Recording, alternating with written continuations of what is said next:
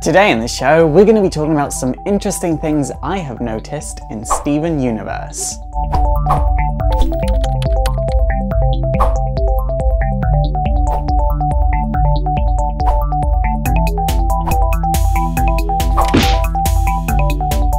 So let's just get right into it. The series Steven Universe has done some very interesting things, as I've noticed, and maybe the series will do some things with them, maybe they won't, maybe they've already done things with these things that I've noticed. I'm not entirely sure, but what I do know is that this video is going to contain spoilers, so if you haven't caught up with the series, please turn off now or don't complain that I spoiled things for you. So I just caught up with the series and we just had 2 episodes in a row that was all Steven and no crystal gems.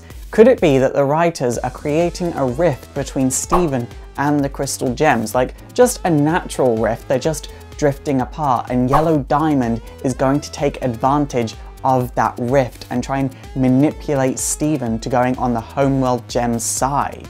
We all know that Yellow Diamond is an inevitability, and Steven already has it in his mind that for some reason the Homeworld Gems think that the crystal gems are bad. I mean, listen to what Lapis said. She said that the crystal gems don't care about other gems. Steven, as much as he cares about the crystal gems, is very impressionable. He's just a child. All children are. So maybe this will get to him and we'll have a whole storyline where Steven goes bad.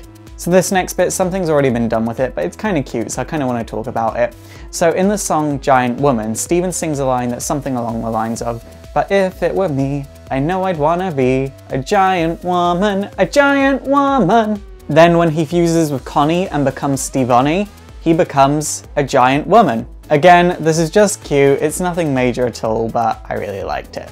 So my 2 favourite episodes of the series are The Return and Jailbreak. I absolutely love them, and they make some very clear distinctions between Homeworld Gems and the Crystal Gems, and we're going to talk about a few of them. The most obvious one being the weapons. Technology on the Homeworld seems to be very sci-fi inspired, whereas the Crystal Gems do have technology, but it seems to be very medieval and magic inspired, and I find that very, very interesting because either way, it's advanced technology, but the Crystal Gems technology looks like it's magic. It doesn't look like technology. Maybe it could be that this used to be the same technology that they had on the Homeworld, and the Homeworld is just advanced beyond this. I don't know, but I do find it very, very interesting, and it does create a very clear visual distinction between the 2 sets of gems. Something else I've noticed about the 2 sets of gems is that all of the Crystal Gems, save for Ruby, are very, very feminine, either in their appearance or in their approach to things, whereas all of the Homeworld Gems, save for Lapis, are very, very masculine. We know that gems can change their form at will, so clearly something on the Homeworld is making the gems feel the need to be a bit more masculine in their appearance, and I do find that very, very interesting.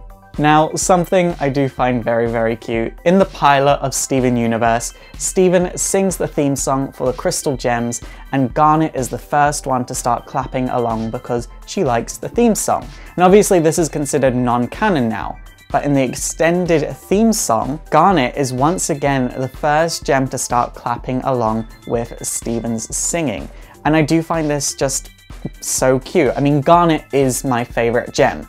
I do think because she is a fusion and she's experiencing 2 sets of love for Steven in one body, she might actually feel the most love for Steven. Not because the other 2 don't love Steven, but because she's 2 minds sharing love for Steven, if that makes sense. And because of this, she will respond more instinctively to Steven's actions. I mean, we've seen this. She's the first one to ground him if he needs to be grounded. She's the first one to look after him, and she's always the first to encourage him. That's also kind of why she's the leader of the Crystal Gems, because she feels the most for the Crystal Gems. But all of the gems do have subtleties like this. I'm not saying the others don't at all, but it just seems to be more apparent in Garnet to me, and that's why I absolutely love her.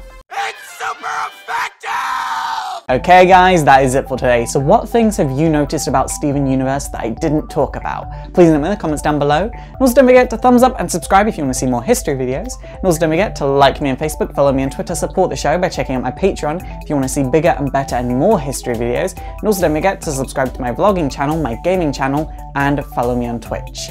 My name is Faust, this has been Exploring Comics, and it is super effective.